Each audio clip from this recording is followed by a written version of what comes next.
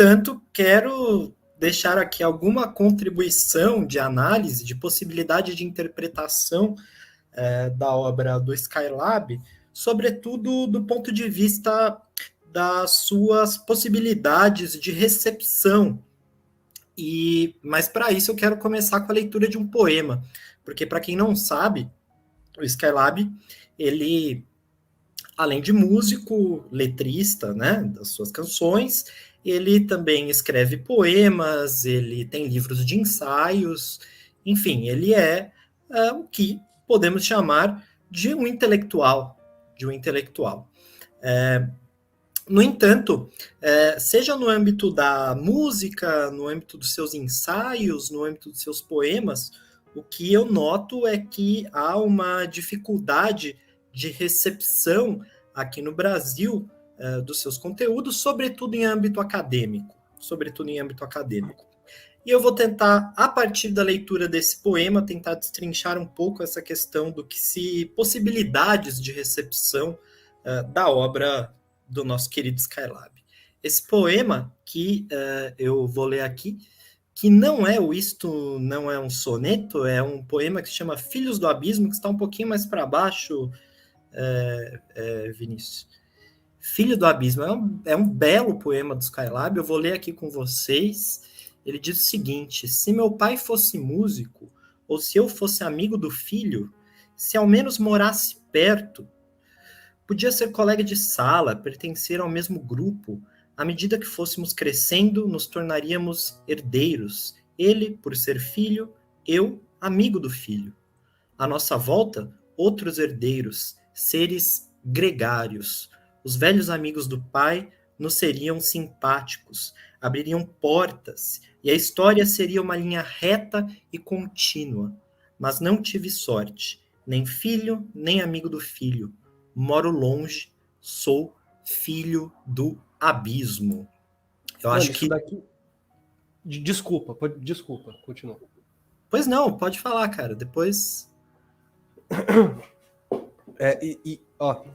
Os velhos amigos do pai nos seriam simpáticos, abririam portas, e a história seria uma linha reta e contínua. A história no mundo harmônico, reta e contínua. Mas não tive sorte. Nem filho, nem amigo do filho. Moro muito longe, sou filho do abismo. Eu tenho a impressão de que existe de fundo aqui a expressão artística do fragmentário, sabe? Do sujeito fragmentário, da história descontínua, da história que é caos, que regularidade, na verdade a regularidade é muito mais o jogo de dispersão do que um jogo de harmonia, né? Enfim, perfeito. Segue, desculpa. E essa noção de hereditariedade e essa noção de tradição, ela gera justamente essa linha reta, essa linha contínua, em que a gente pode traçar, identificar ali uma genealogia, né?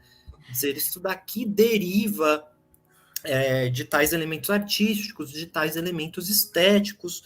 Nós enquadramos dentro de uma tradição e nós voltamos, então, a nossa leitura para dentro de uma tradição. Quando falamos de um artista como o Skylab, temos essa dificuldade. A qual tradição ele se insere? Não é verdade? Talvez a tradição de punk rock dos anos 80? Bom, você pode dizer isso se escutou uma ou duas músicas dele. Se você escutou a sua discografia de maneira mais ampla, você vê que essa tradição ela se dissolve no ar. Podemos talvez falar da tradição do samba do Rio de Janeiro, afinal de contas ele é carioca, se orgulha de ser carioca. Talvez essa seja uma das identidades do Skylab, né? Mas isso também não dura muito, né? Não dura muito. Logo encontramos ali uns metais de um jazz que não dizem respeito necessariamente àquele mundo da boemia carioca. Enfim, isso torna esse caráter multifacetado, ele torna a sua obra de difícil recepção do ponto de vista de enquadramento dentro de uma tradição. E aí nós chegamos em um impasse que ele do meu ponto de vista, superficialmente resolvido por quem possivelmente não conhece, talvez, mais a fundo a obra dele, que é então enquadrá-la na posição de um humor, de um puro deboche, de um humor, né? Já que não identificamos uma tradição, uma recepção dentro de uma certa lógica acadêmica, estética, então isso aqui é tão aleatório que isso daqui não é nada mais do que o riso. Não que isso seja ruim, né? Eu acho que essa aleatoriedade que gere esse efeito do riso, ela é boa. Mas, ao mesmo tempo, eu imagino que essa aleatoriedade, ela diz muito mais sobre a obra do Skylab do que propriamente esse efeito imediato do riso.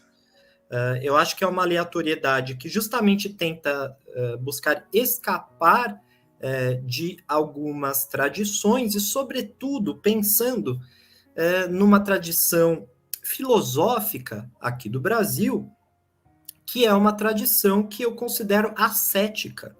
Eu acho que a filosofia brasileira, o pensamento intelectual brasileiro, ele é ascético.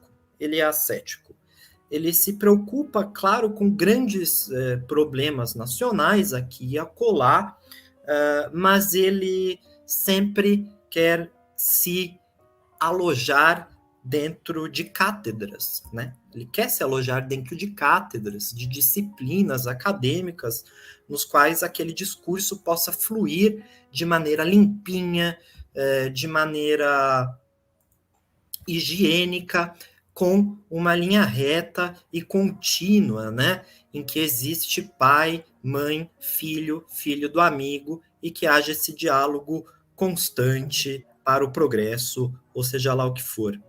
O Skylab, ele traz, assim, no seu pensamento intelectual, isso está nas suas obras e nas suas músicas, nos seus poemas, algo que para mim é o contrário desse ascetismo da tradição intelectual brasileira. Ele traz um elemento que é o corpo, o erotismo, né? Essa distância entre você pensar o que está se passando ali no corpo e usar isso como uma ferramenta intelectual para a percepção de alguns fenômenos que estão à nossa volta, isso não faz parte do cenário intelectual brasileiro, e isso dificulta a recepção, eu imagino, do Rogério Skylab para além dessa questão reducionista do humor. No entanto, aqui eu vou fazer enfim, um chute, talvez assim, do ponto de vista intelectual. Eu acredito que o Skylab, a sua obra, se estivesse em um contexto diferente, ela não seria de forma alguma, nem na mais assim tênue, seria considerado humor, que é uma tradição filosófica francesa. Olha que curioso, eu acho que se o Skylab produzisse o que ele produz na França, jamais essa ideia, essa fixação de que se trata de um humorista, de um puro deboche, seria uma leitura razoável.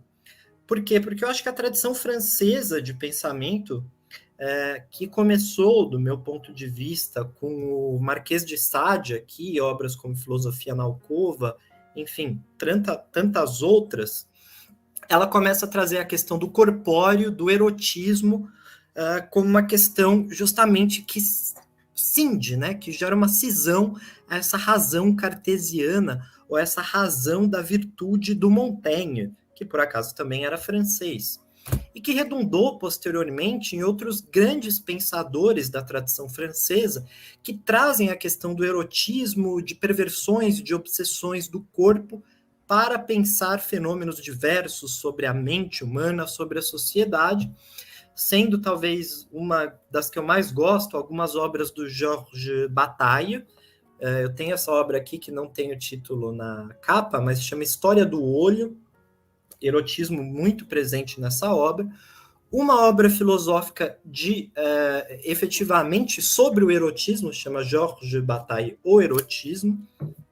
Eu acho que ela também provoca, né, o leitor para essa reflexão do como elementos corpóreos, eróticos ou não ascéticos para pensar a filosofia, que por sua vez também redundou em autores como Jean Genet, que é um autor genial, era um autor que vivia nas ruas, ele era um pária, ele também era um filho do abismo, como o Rogério Skylab, talvez até mais de um abismo ainda maior, posto que ele participou ali durante algum tempo da Legião Estrangeira,